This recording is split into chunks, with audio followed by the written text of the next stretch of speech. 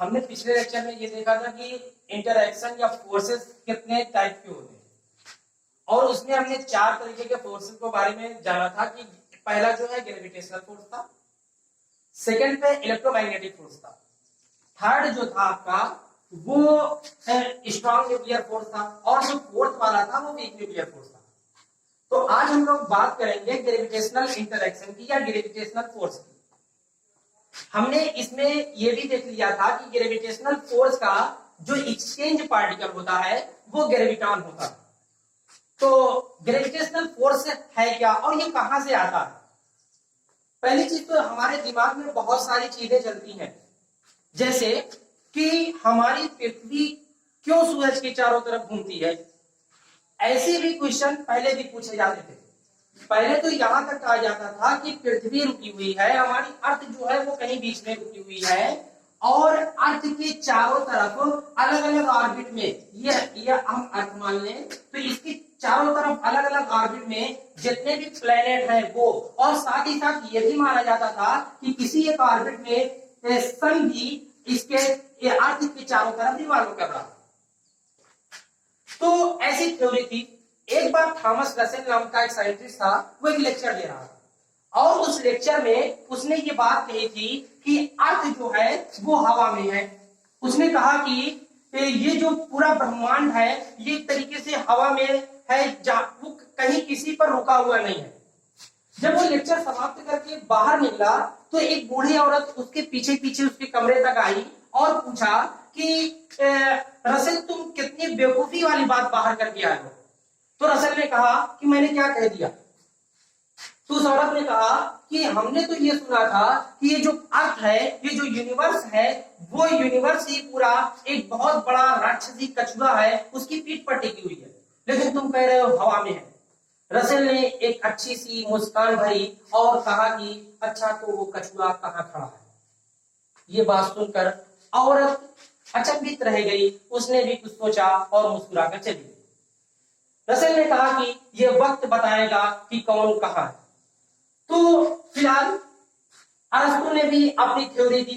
अरस्तु की थ्योरी में यह कहा जा रहा था कि जो भारी वस्तु होती है, अगर एक हल्की वस्तु और एक भारी वस्तु को हम पृथ्वी पर गिराते हैं तो जो भारी वस्तु होती है वो पहले गिरेगी जबकि हल्की वस्तु बाद में गिरेगी। लेकिन जब गैलीलियो ने इनर्शिया दिया, जड़त्व का नियम दिया, तब उसने ये बात कही कि ऐसा कुछ नहीं है, दोनों वस्तुएं एक समान समय में नीचे आएंगी और इसके लिए उन्होंने अलग अलग एक्सपेरिमेंट किए गैलीलियो गैलीली। तो हम इन सब एक्सपेरिमेंट के बारे में फोर्स के चैप्टर में और डिस्कस करेंगे। फिलहाल हमें अभी हमें डिस्कस करना है ग्रेविटेशनल फोर्स क्या है और इसको लेकर के हम क्या कर सकते हैं। तो ग्रेविटेशनल फोर्स में हम ये जानते हैं कि जितने भी प्लेनेट हैं, वैसे तो बात केपलर से शुरू होती है। केपलर से पहले टाइको ब्राही थे। टाइको ब्राही केपलर के गुरु थे। तो टाइको ब्राही ने एक बार एक तारा देखा था जो दिनों रात चमकता था। लगभग 1596 की बात है। टाइको ब्राही ने एक ऐसा तारा देखा जो दिनों रात में दोनों में चमकता था और उसने तभी वहां से कॉन्सेप्ट निकला था कि अगर कोई तारा ऐसा है जो दिन में भी चमकता है, इसका मतलब ये है कि उसकी रोशनी सूरज से भी ज्यादा है। और वहीं से ये बात कही गई कि सूरज भी एक तारा है, बस उसकी डिस्टेंस कुछ कम होने की वजह से वो ज्यादा चमकीला दिखाई देता है अलग तारों की अपेक्षा। तो सूरज भी एक तारा है और सूरज के चारों तरफ टाइको ब्राही ने सबसे पहले ये बात कही थी कि सूरज के चारों तरफ अर्थ जो है वो चक्कर लगाती है या जितने प्लेनेट हैं वो चक्कर लगाते हैं। लेकिन टाइको ब्राही अपना कुछ नियम देने ही वाला था कि लगभग 1601 के करीब उसकी मृत्यु हो गई, हार्ट अटैक हो गया उसका जो चेला था नाम था जोहान्स केपलर।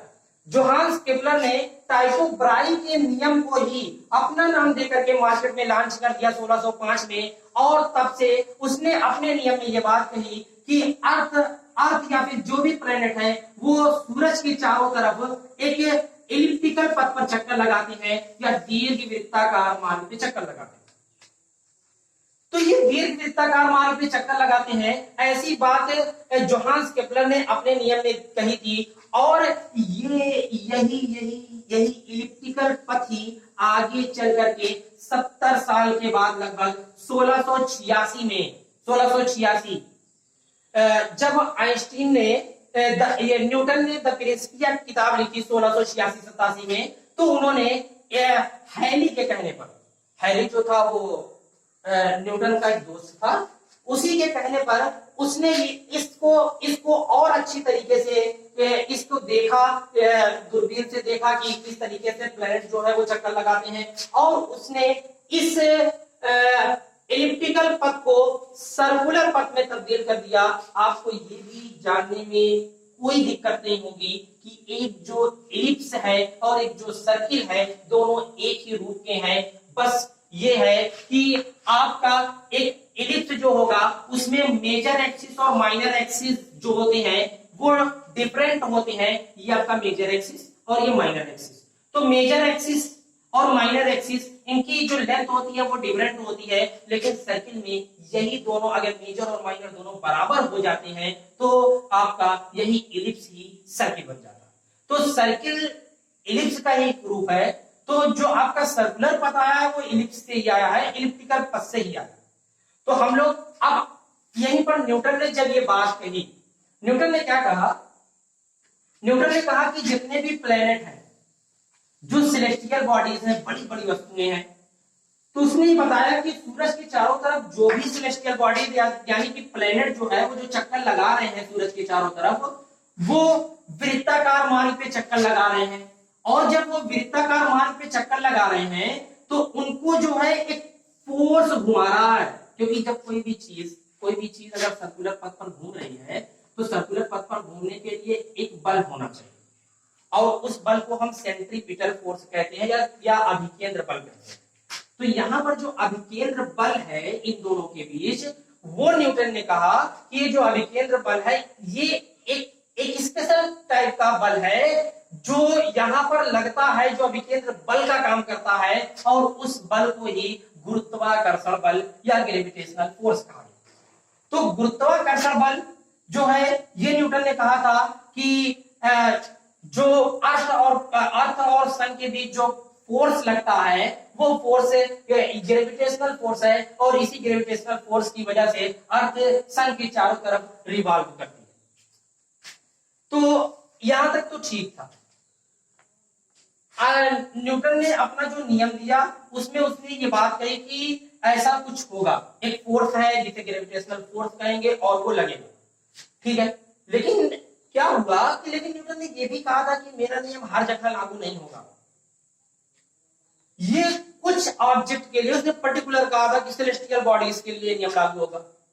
लेकिन एक दूसरा बंदा था जिसका नाम था कैवेंडिश, और कैवेंडिश ने यह बात रख दी कि कैवेंडिश ने यह देखा कि जो न्यूटन कह रहा था कि बहुत लंबी डिस्टेंस के लिए, बहुत बड़ी बॉडी के लिए लागू होगा, तो कैवेंडिश ने क्या किया, कैवेंडिश ने चांद और अर्थ को लेकर, क्योंकि हम ये जानते हैं कि जो चांद है वो अर्थ के चारों तरफ घूमता है, तो उसने, और यहाँ की जो डिस्टेंस थी सूरज और पृथ्वी की जो डिस्टेंस है वो लगभग 15 करोड़ किलोमीटर है, जबकि चांद और पृथ्वी की जो डिस्टेंस है वो लगभग 3,84,400 किलोमीटर है।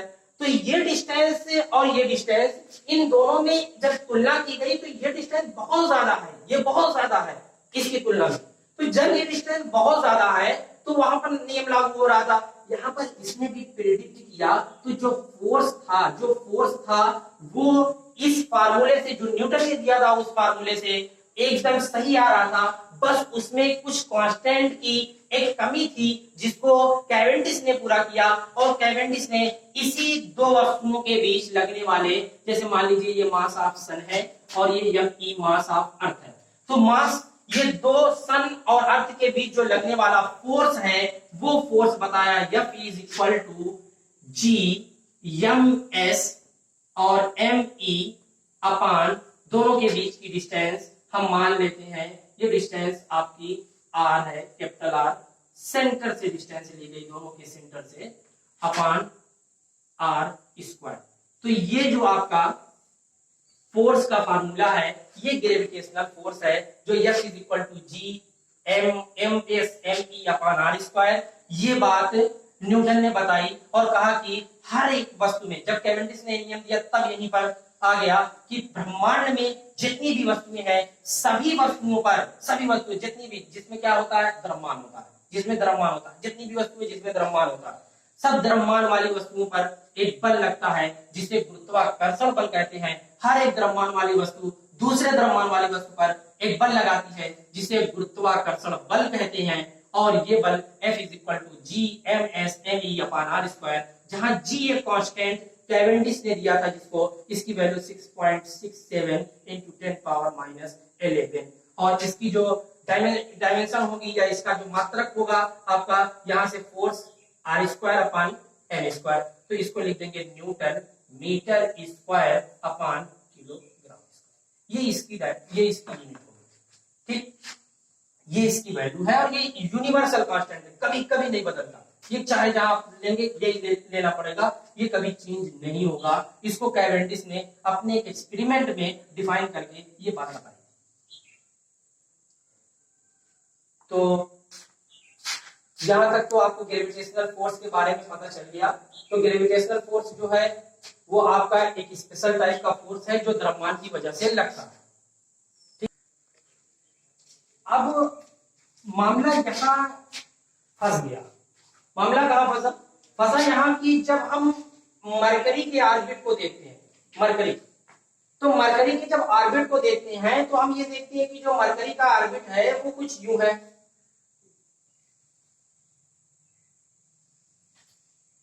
ऐसा कुछ। मतलब ये है कि मरकरी जो है, जो मरकरी प्लेनेट है, वो उसका ऑर्बिट चेंज होता रहता है। अगर मरकरी का ऑर्बिट चेंज होता रहता है तो यहां से जो हम फोर्स की बात कर रहे थे कि ग्रेविटेशनल फोर्स लगता है, अगर ग्रेविटेशनल फोर्स लगता है तो ये ऑर्बिट चेंज कैसे हो गया, ये बात कोई नहीं बता सका। यहां तक कि न्यूटन के नियम के आधार पर भी इस बात को हम नहीं डिफाइन कर सके कि इस मरकरी का ऑर्बिट क्यों चेंज हो रहा है। ऐसी ही घटना एक और थी, वो घटना थी ग्रेविटेशनल लेंसिंग की। ग्रेविटेशनल लेंसिंग क्या होती है? ग्रेविटेशनल लेंसिंग ये है कि जैसे सूरज अगर है, सूरज है और हम यहाँ अर्थ से हम सूरज को देख रहे हैं, तो जब सूरज को देख रहे हैं तो अगर सूरज के पीछे कोई तारा है, सूरज के पीछे कोई तारा है, तो ये तारा हमें दिखाई नहीं देगा। अब मान लीजिए कि सूर्य ग्रहण लग गया। अगर सूर्य ग्रहण लग गया तो सूरज छुप गया। जब सूरज छुप गया, यहाँ सूरज नहीं दिखाई दे रहा है, यहाँ से जब नहीं दिखाई दे रहा है तो एक साइंटिस्ट ने ये देखा कि ये जो तारा है वो जब ये जो कि सूरज के पीछे है वो तब भी दिखाई देता है। सोचने वाली बात है कि एक तारा जो है वो सूरज के पीछे है, वो दिखाई देता है। अगर कोई तारा सूरज के पीछे है तो सूरज के आगे जितनी भी चीजें वहां से तो नहीं दिखाई देना चाहिए, लेकिन वो तब भी दिखाई देता है। इसका मतलब ये है कि इस तारे की लाइट यहाँ पर पहुंच रही है। और हमने क्या पढ़ा है? हमने ये पढ़ा है कि लाइट जो है वो हमेशा स्ट्रेट लाइन में चलती है, सीधी रेखा में चलती है। अगर ये सीधी रेखा में चलती है तो इसका मतलब ये है कि यहाँ से आने वाली लाइट को सूरज रोक देगा, आने नहीं देगा। तो ये लाइट कैसे यहाँ तक आ गई? समझ में ये आता है कि शायद यहाँ की लाइट ऐसे कर्व स्पेस से होकर के यहाँ तक पहुंची होगी, ऐसे कर्व स्पेस। और लाइट जब कर्व स्पेस से चलेगी तब यहाँ पर एक नई थ्योरी डेवलप होती है, और उस थ्योरी को हम जनरल थ्योरी ऑफ रिलेटिविटी के नाम से जानते हैं, जिसे 1916 में आइंस्टीन ने दी थी, जनरल थ्योरी ऑफ रिलेटिविटी। और उन्होंने इस थ्योरी में, रिलेटिविटी की थ्योरी में एकदम से एक नई बात, एक फील्ड का कॉन्सेप्ट दिया था। कहा था कि जहां कुछ नहीं है वहां फील्ड है, वहां फील्ड। और उन्होंने कहा कि जो स्पेस है, स्पेस और टाइम,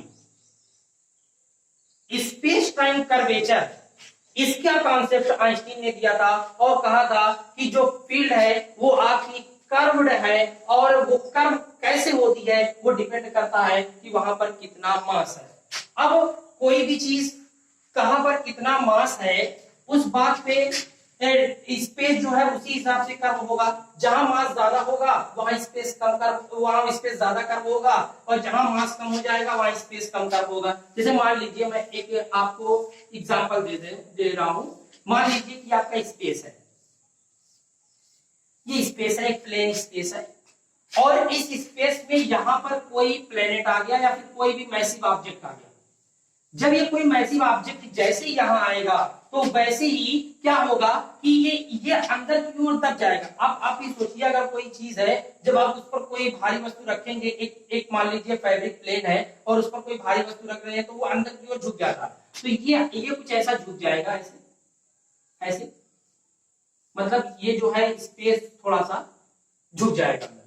और जब ये स्पेस झुक जाएगा तो उस कंडीशन में आपका यहां पर अगर कोई भी वस्तु रखेंगे, कोई भी ऑब्जेक्ट रखेंगे, तो ये इसकी तरफ जाने लगेगा, अंदर की ओर जाने लगेगा। और इसी के हिसाब से ये बात बताई गई कि किस तरीके से ये जो कर्व्ड स्पेस है, उसी की वजह से यहाँ पर इसका मरकरी का ऑर्बिट जो है वो चेंज हो रहा है, और इसी कर्व्ड स्पेस की वजह से जो लाइट है उसकी भी डायरेक्शन जो है वो बदल रही है। कैसे वो लाइट भी कर्व हो जा रही है? बस स्पेस की वजह से। तो इसका मतलब ये है कि स्पेस जो है वो बहुत ज्यादा रोल अदा करने वाला है लाइट के चलने में, और टाइम को भी स्पेस अफेक्ट करने वाला है ग्रेविटी के साथ। तो ग्रेविटी जो है एक हिसाब से तो ग्रेविटेशनल फोर्स जो हमने पढ़ा वो भी ग्रेविटी है, लेकिन एक नया कॉन्सेप्ट हम जानेंगे जनरल थ्योरी ऑफ रिलेटिविटी के थ्रू, जिसमें ये कहा जाएगा ये स्पेस टाइम का जो कर्वेचर है ड्यू टू मास की वजह से जो कर्वेचर आता है स्पेस और टाइम में, वही ग्रेविटी कहलाता है।